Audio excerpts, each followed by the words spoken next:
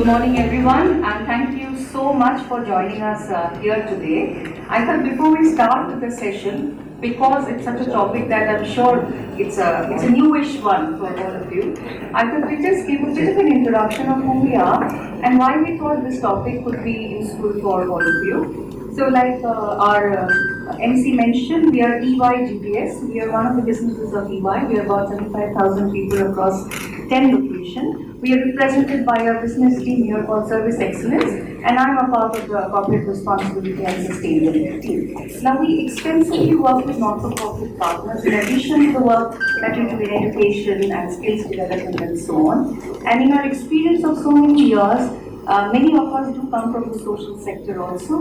We have found that there are areas where not-for-profits would do very well if they are helped with certain inputs from the business segment too, and Agile is one of those practices. In addition to when we talk about project management, technology roadmap, organizational development, and many of these areas that we are familiar with in terms of not-for-profit development areas, we found that in our own experience too, Agile has been very useful in helping us actually take our new programs to market or do better when we are putting together a technology roadmap or creating dashboards and so on. So we thought we'd take this opportunity to introduce the topic to all of you and see if you find it interesting. And the idea is, of course, also to get to hear more from you, to understand how can a business practice like Agile be useful to the work that you are doing in your mission, in your work with your stakeholders. So with that, we want to start the session, but we do want to also call out that we just have about 45 minutes or so, which is not much to understand everything or discuss all of it, but we do encourage you to ask as much questions as you want. We are trying to keep about 10 minutes towards the end and try to see that we're squeezing everything within 40 minutes or so. Hence, I'm talking very fast, as you can understand, saving time and all of that. So we'll get started, but feel free to raise your hand and ask us. It's a new topic for all of us, and we're trying to see would Agile practices be useful for not-for-profits. And quickly, before I end, there's a QR code out there that you will see, which we had requested the organizations to put up so that if any of you feel the need to learn more about Agile or want to be a part of our series of year-long workshops, feel free to just scan it there and show your interest. And with that, I hand it over to my colleagues to take up the session.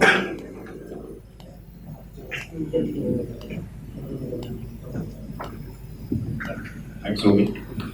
Hi, good morning, everyone.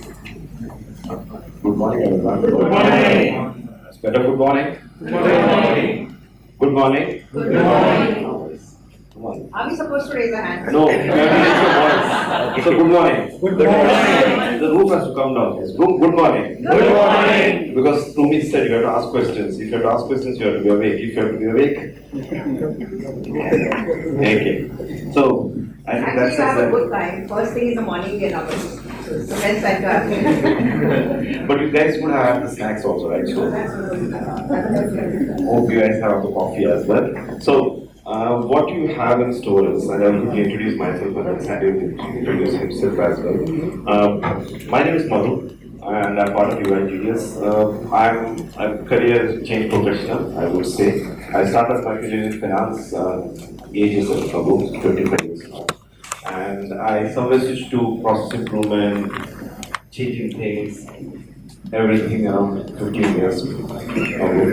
Huge change happened. I married, so then I thought that change was so I moved into the change world. What we will have in store is walk you through a bit of Agile, a little bit of Agile, and then we will show you some videos, exciting videos. We'll ask you some questions, and then we'll be more than happy to take some questions from you as well. So I'll hand over to Sandy. Morning, everyone. Good morning. Getting lots of voice, right? Morning, everyone. Good morning. Excellent. So, a little background about myself. Professionally, I'm a tech enthusiast, safe Agile practitioner, change practitioner, and as Madhu mentioned, right, change in Agile is something to expect unexpected. So, looking forward for this lovely conversational session. And looking forward for your queries, questions, and see in terms of how we can within that short span of 40 minutes what we can transpire and what we can kind of deliver in terms of agile as a practice. Okay. So before we begin our session, let's have a quick icebreaker session, and let's see in terms of how are we in terms of some of these questions that we're going to put on screen.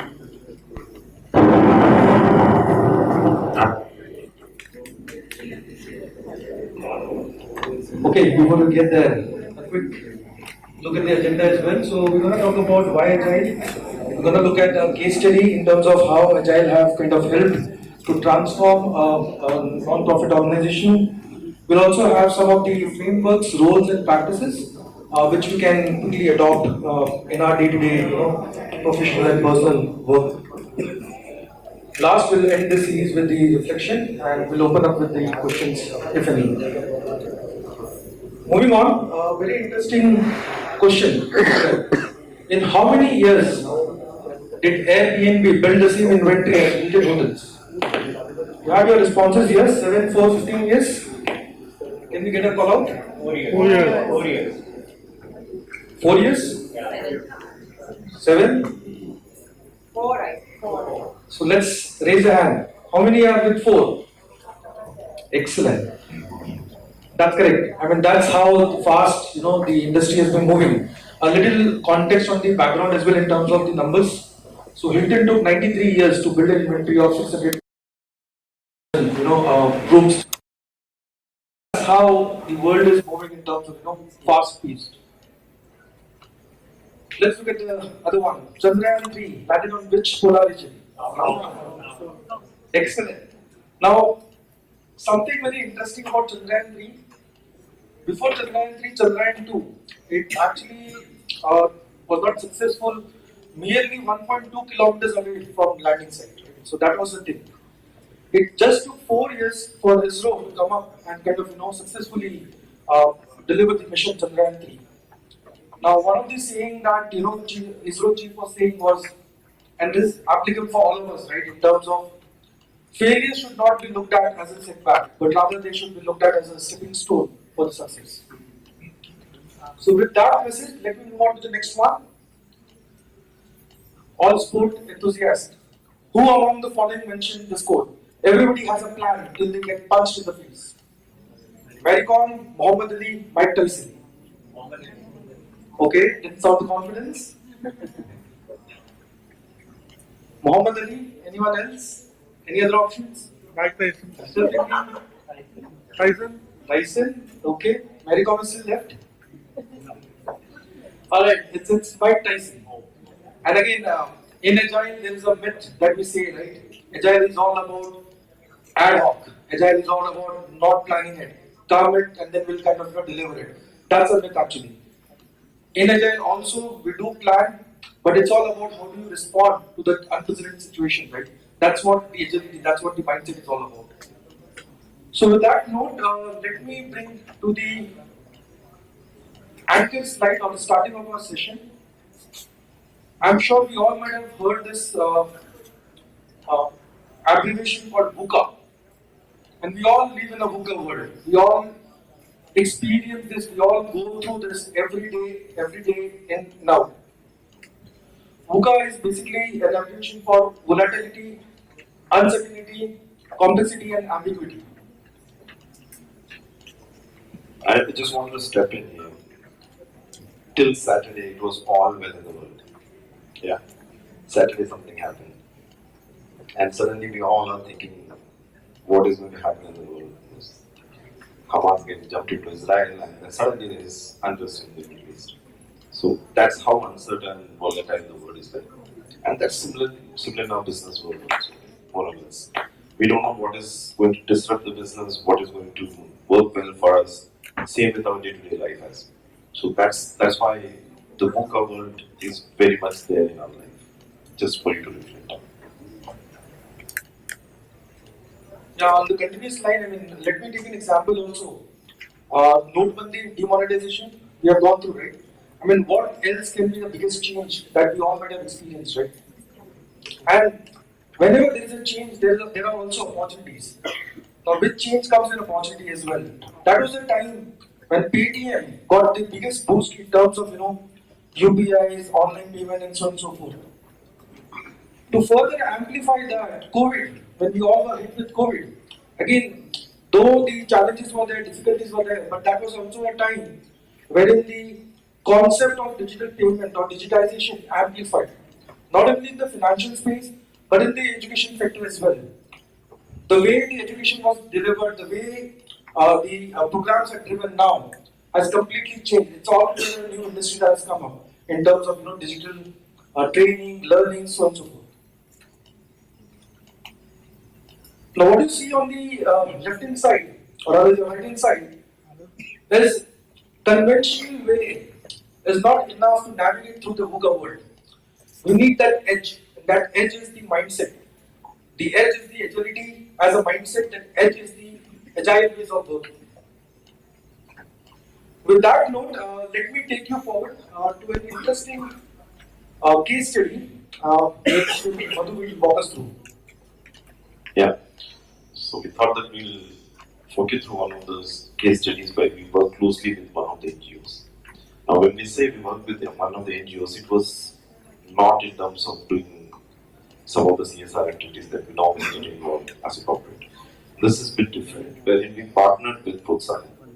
Anybody from Protsahan by chance? Yes. So I can call you in for your experience as well. You would have spoken to my team as we were working on this. So with Protsahan, what we did is that we had a continuous organizational engagement, wherein we worked with them on partnering and looking at their organization. When we say their organization, in terms of how they are structured, how they are communicating, how they are working. That's what we look at. So what we primarily did is that we built a 3-year to 5-year roadmap for them as to how they can evolve, which was called Now, Next, and Beyond. You can feel a bit of agile in there as well. It is small steps. You see now, then what can you do next, and then what you can do beyond. So that's simple and agile.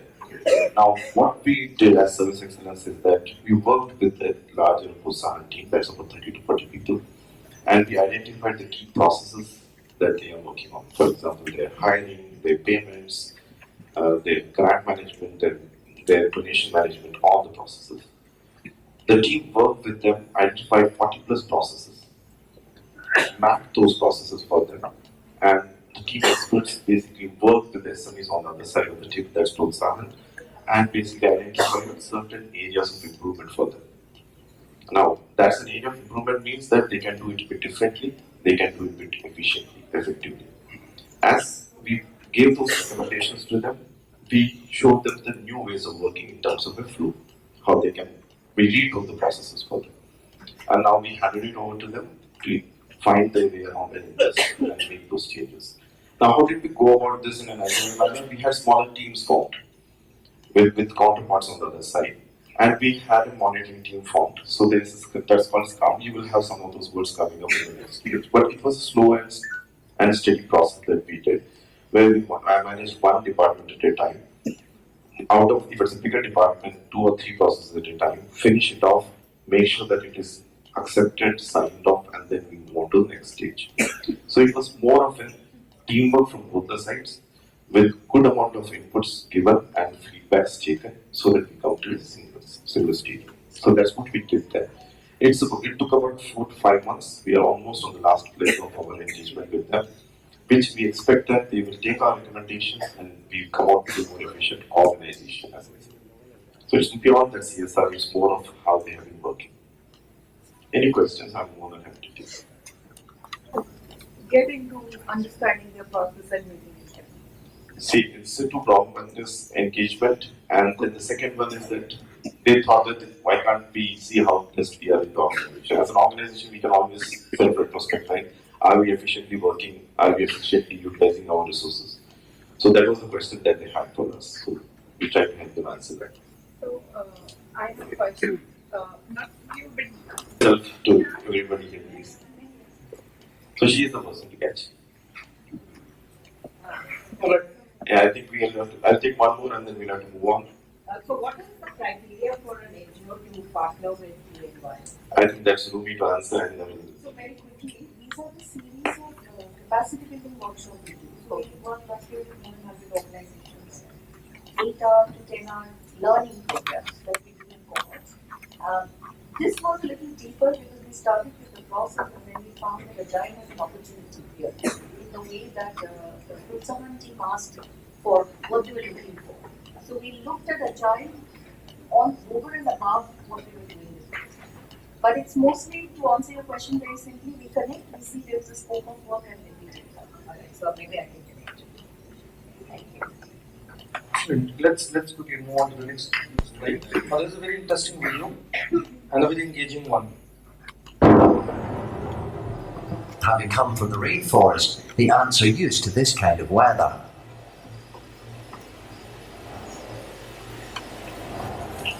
But unknowingly, the ants have built their nest in a drainage ditch. Flooding is a challenge for even the most intelligent swarm.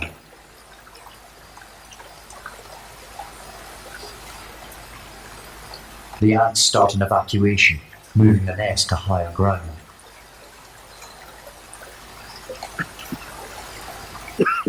It's women and children first, as the ants carry the queen and her pupae to safety.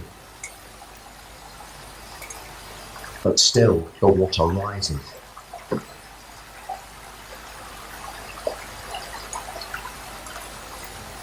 The ants react by linking arms together, forming a mesh of interconnected bodies.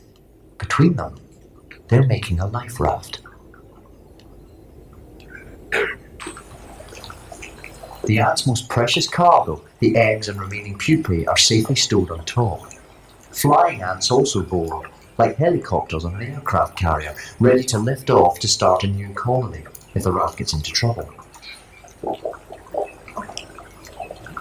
Remarkably, some of the pupae are set aside to act as flotation devices to help keep the raft afloat.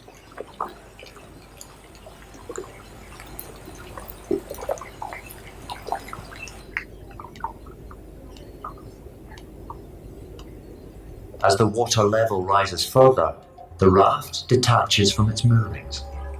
It is now at the mercy of the wind and water.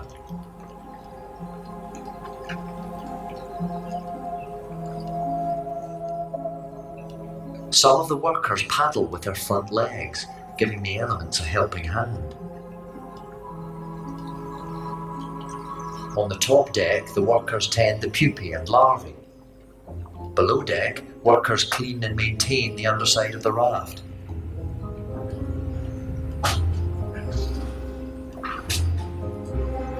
As the raft approaches land, it begins to change shape. The ants start building a pontoon from the raft that reaches towards the bank. The individuals are working as a unified team for the benefit of the whole colony. As fingers of ants reach out, they show swarm intelligence working to perfection.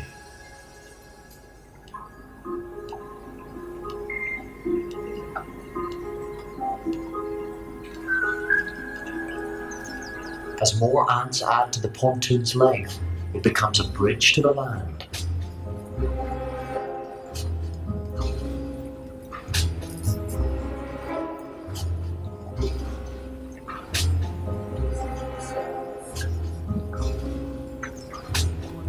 Once contact is made, the most precious cargo is unloaded first. Like a team of porters, they ferry the pupae to the shore. The next generation is safe.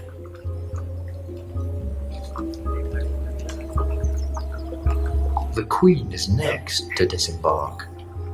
The colony's future is assured.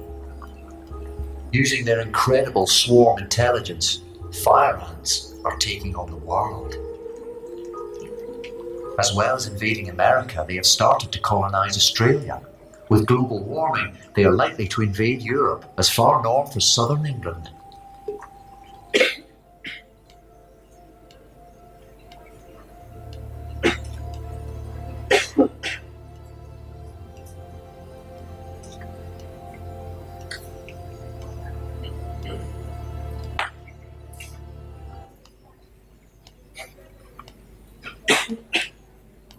Reflections? a lot of message that particular video actually demonstrates. And I'm sure quite a lot of you might have already seen this as well. But any reflections? Anyone? Teamwork and adaptability change. Explain. Absolutely. Now, Agile actually promotes collaboration, right? And then again, entire team coming together and not leaving each other at any given stage, right? So that's some of the key messages, right? In terms of from that particular video, in terms of how you have to adapt to changing environment, changing situation. How as a team can we, build that success path to the winning streak, right? The key word that you have heard is swarming. So it's not one person's brain there. It is everybody's working together, and everybody has a thought or role to play there.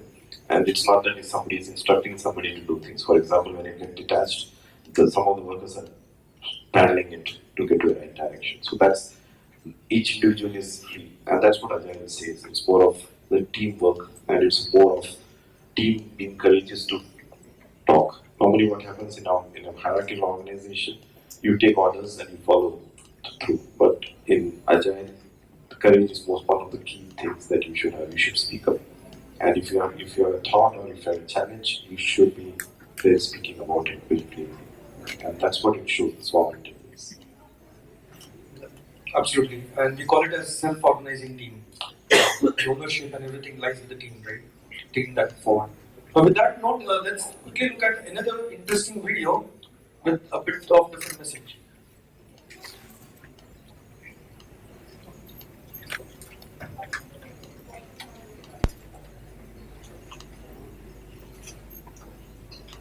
That football isn't life or death.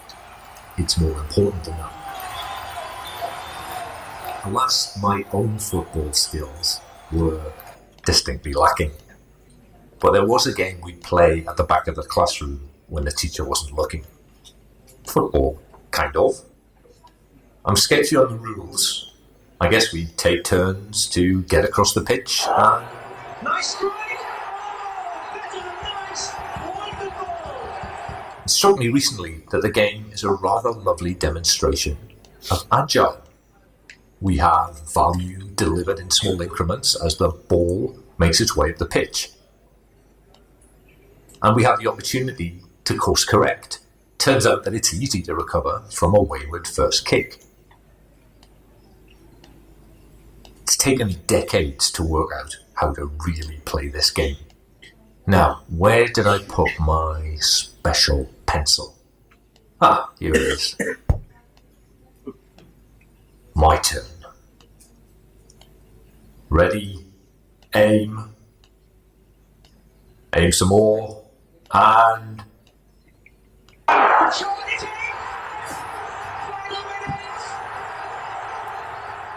As I'm sure you've guessed, this enormous pencil represents a waterfall approach.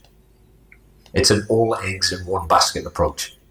We design, build and test this Leviathan and launch it onto the world. It's either a big hit or a big miss. No second chances.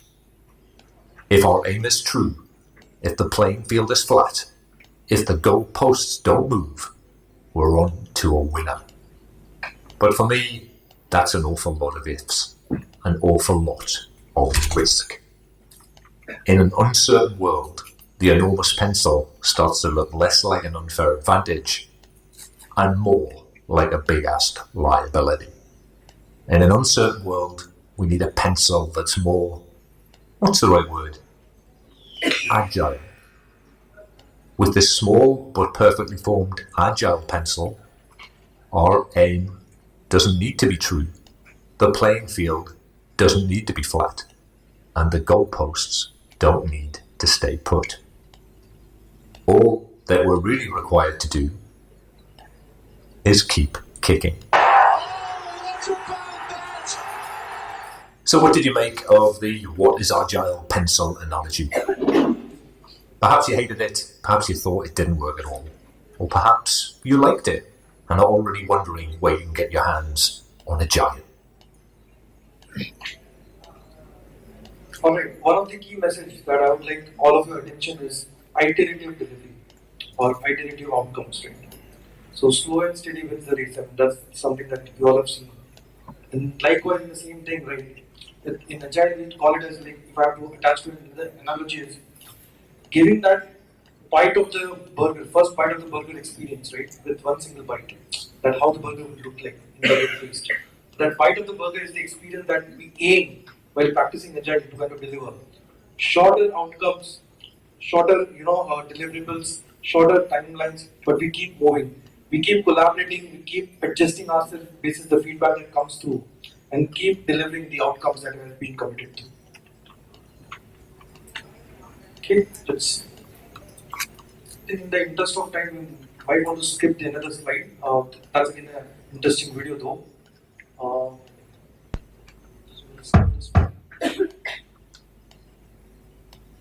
Let's look at in terms of some of the agile mindset and practices that we would like to share. One is welcome change. Now, as I was referring to, change is evident, right? So in agile, what we say is expect change, welcome change, and expect the unexpected. That's how we say, right? Outcome focused. That's another principle or mindset that we need to have, wherein we need to come out of our roles and responsibility thought process and be part of the team to kind of deliver the outcomes. Have that outcome focused mindset. Break silos. Can we expand our network? Can we network? Can we form new relations? So come out of our zone and then kind of interact with people, interact with teams, and build your network. Foster collaboration. Again, coming together as a team, the way we saw in ads video as well. Winning mindset, most critical thing. The challenge, whatever it could be, the moment you say I'm game for it, I'm aim for it, half of the battle is won, right? So having a winning mindset. Fail fast and quick learning, very important.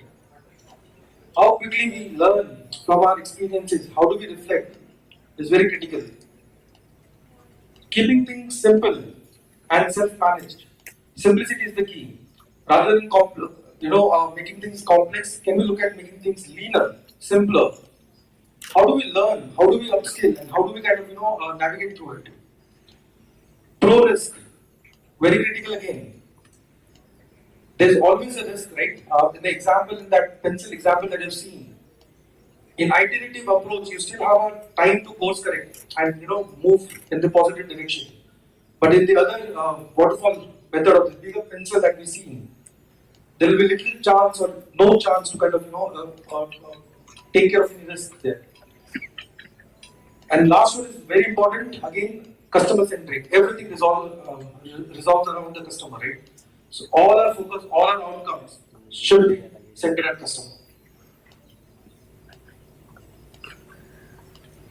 Now let's quickly look at what is Agile. Now on the figure on the left hand side, if you look at it, right, people and interaction over processes and tools. So in Agile we say it's more about interactions, it's more about collaboration, it's more about engagement with the people, rather than focusing on setting up the processes, what tools we'll be using, and so on. Likewise, working product, the bite of the burger experience. Can we show something that a person or the user can see, experience it, to kind of take that forward, rather than keeping ourselves engrossed in terms of how the entire process of the solution will work within comprehensive documentation. Customer collaboration, very important in terms of getting the feedback, course correcting ourselves. So that collaboration is needed over a rigid contract in terms of the SOW that we sign, MSAs that we sign. Can we have the collaboration ongoing? Responding to change against over the following a plan. Now, as I said earlier when we started off, in Agile also we do plan, but it's all about how do you respond to those changes that come through in the journey. Likewise, on the right hand side, these are some of the guiding principles: customer-driven value, ways of working. Again, when we say ways of working, the Agile ways of working in practices, self-managed teams, as Madhu was elaborating on the earlier video as well, in terms of how are we enabling our team, how are we giving the ownership to the team, how are we coming out of those roles and responsibility and making it sure that everyone is kind of collaborating or contributing towards that outcome. And finally, the agile culture. Now, since this all the practices and everything is being followed, how do we lead agile culture by innovating and changing the way we do and getting better at what we do? When we say it's over the other side, it doesn't mean that these are all not important.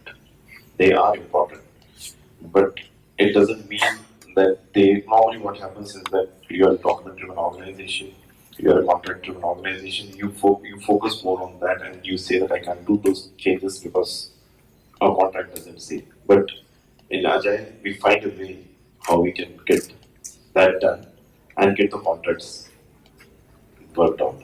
Similarly, documentation is a must. Otherwise, it sits in everybody's brain, what the ways of working and everything. So it can't be, it has to be documented.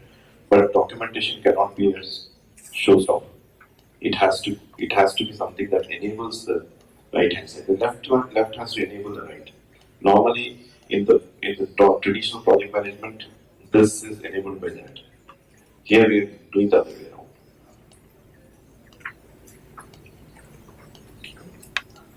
Now let's hear about something about some of the different roles within the Agile. Now Scrum is one of the framework within Agile. There are a lot of other frameworks as well. So today, we'll just look at in terms of what are different roles within the Scrum framework. One of the key important roles is product owner. Now, the product owner is the person who actually owns the decision in terms of final requirement, what has to be built. Likewise, the product owner is the sole responsible for any success and failure for the project. Scrum Master, if I have to say, it's a window or person between the team and the product owner. The primary role of a Scrum Master is to facilitate the team, remove impediments, and manage the process, and not control the team. Now, why not control? In Agile, it never preaches to control any process or a team. It's all about self or empowering teams. Now, this entire construct is more in the technical or IT field if you see development team, but let's call it a Scrum team if I have to give it a simple context. Now, the Scrum team constitutes of a cross-functional team, different departments coming together and working towards one objective, likewise self-organizing, and they are responsible, they take ownership of the work they are committed to in terms of delivering the outcomes. And when I say Scrum framework, that's also looked at as agile project management ways of executing a project, so on and so forth. I'm sorry, maybe I missed it, but Scrum is an acronym. So Scrum is the word. It's a framework within Agile, basically.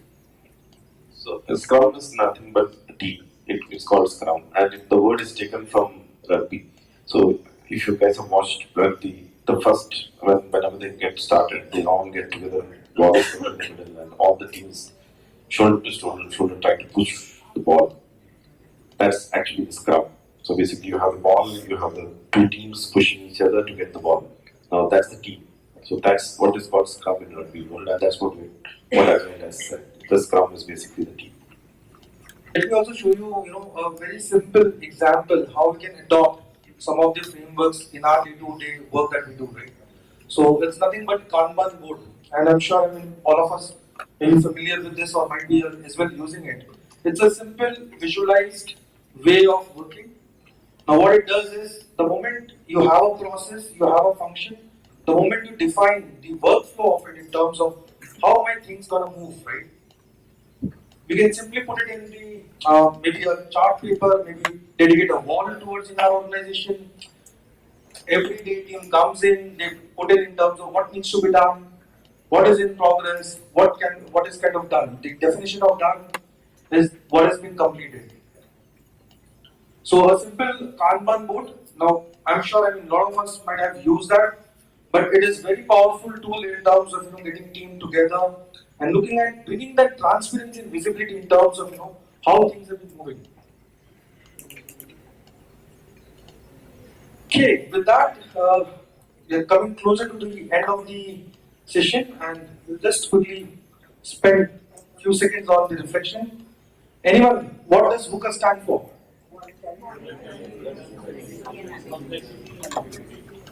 Excellent. Thank you. We did a good job. Yeah. No, I did a good job taking down notes. Who is responsible for the overall success failure of a project? Now this is in context of the Scrum rules. Product owner, that is. Again, in the context of the Scrum rules, Scrum Master controls the team. Yes or no? Absolutely. Scrum Master actually enables them, helps remove the impediments, and make the path for the team. Alright, with that, we'll open up with any questions, queries, any discussions that you want to have around the topic.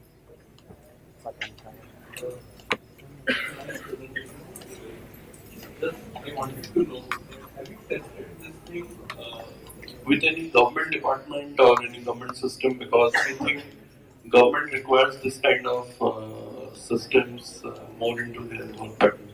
So have you tested it with any of the government department as such? Maybe I'll look up to Rumi to answer that, but in my personal experience, I haven't seen that. So just to answer this, that what we are saying in Agile is a project management process, right? All we are saying is, look, the way that we move has been step 1, step 2, step 3, step 10. Look at launching a new program in the field, right? We do all the steps in one linear fashion. What Agile is that it breaks out that entire project management process into smaller processes. Each of it is very dynamic. Each of it is driven by a team that has roles in mind, and they don't wait for 1 month to make a presentation to your stakeholder. They do it every week or every day as you set it up. So you're constantly iterating your plans. You're constantly improving, getting inputs, taking it to your client, taking it to your partners, and taking their feedback and bringing it in. So that's the difference between the process. Now you'll wonder why I'm saying all of this to your very straight question. And I'll tell you why. That as a process, Agile is not new. It's not coming here because we have got it here and we all know it. Agile as a process has been around for a while, more than a decade and a half, and components of it have been used by the government to take new programs to scale. I think one of the examples that I would also say, and even we have not said this is Agile, is some of our very ambitious infrastructure project which they came into the metro rail in one of them. We understand that teams have adopted processes that has taken inputs like this, but they may not have necessarily called it Agile. Now, as far as we are concerned as EY, of course, we work with different organizations, including the government, where many of these principles are used. But you wouldn't find a case study from the government saying, this is my Agile project, right? But the practices are extensively used by anybody who has access to practices like this. So for us, it is very interesting because we all have run social impact projects at large scale, going to 1 lakh people in 1 year's time, and you can imagine the scale of it. Now, how do you take it to market? We spend almost a year developing it and getting it. So there are 2 aspects to this. This first one is, can you take lesser time to go to market? And secondly, when you have done your 1 year of project development and then you take it to market and then you find within a 45 days time that some things were not correct in the design, that you could have corrected way back. So this kind of a process, which essentially inherently has a set of dynamism in it, iterations, very consultative, very collaborative between the project team and the stakeholders, your clients. This gives us a flexibility to make those changes and go to market more efficiently, faster, better, more attuned to what your partners and donors are looking for. Right? Thank you very much. Any other question? I know we have maybe just a few minutes and then we have to close. Yes. How your model is different from what the energy sector mostly use human-centered design thinking, where they create projects, keeping the beneficiaries at the center. So how is it different from that? I would say it is not at all different. In fact, to start a journey when adopting an Agile practice, the first thing we do is the empathy mapping or Gemba walk that we see. And design thinking plays a critical role in terms of mapping that entire persona in terms of what we are trying to achieve, right? So it's actually part of it, if not two different things. Yeah. Right. It's just using different terminology. Absolutely. No, I would say it's I wouldn't say different that. terminology, yeah. Okay, no. Yeah. Okay. So human-centric design is an essential component of any design, right? Agile is a project management practice. The project management practice is much larger. Within it, you have a human-centric design, which is commonsensical that you do if you have to deliver a successful project. So the difference is that, to your other question, I always have more than one answer to your question, sorry, is that, look, Agile is a term that has come in maybe 10 years, 15 years back, which was primarily developed for a software development project because of the scale at which it was run. Now, from software development, and we are not the only ones using it, tech companies use it all the time, we are a consulting company, we also do tech. So it is extensively used in the business world, and it has given evidence results of being better, being more efficient, and so on. Now, is to see, look, here are some great practices, right, that are making sense in the rest of the world. And now there's so much of interconnectedness between businesses and not-for-profit. We are all trying to adopt the practices that has worked. So this is one of those practices. You can still be efficient without an Agile practice, but Agile gives you certain frameworks to work, certain processes, that helps to make things go in a certain way with a better result. Okay. Thank you so much. Hello everyone, good morning. I am Jaswant from, I represent Kotsan over here. And I would like to say what have we experienced working with the entire EY team. I would say that this journey started in the month of November last year. And at that time, we were actually figuring out what exactly what Kotsan look like after say 5 years or say 10 years down the line. And I would say that the team not only understood the dynamics of the work that we do at the ground. Basically, we work with girls who have faced sexual and gender-based violence, and it's not easy to work on the ground. So much of complexities are there every day. So if I summarize myself, or if I summarize the entire senior team, we would say that we are basically troubleshooters. And when it comes to troubleshooting, we actually forget and how we should grow our work, how we should look at our organization. So EY-GDS has actually helped us in relooking the entire thing. Not only that, reinventing the goal strategies that we were working on.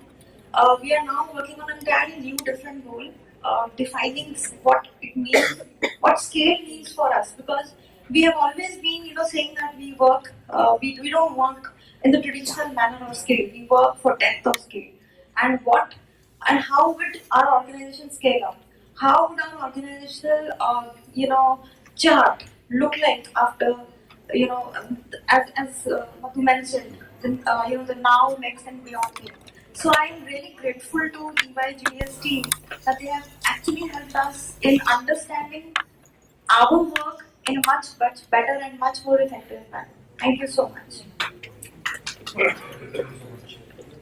We may have time for one more question if you have. Otherwise,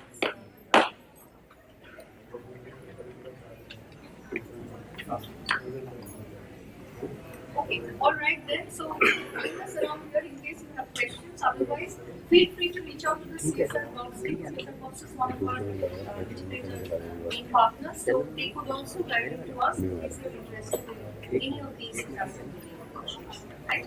Thank you very much for joining us here today. Thank you very much.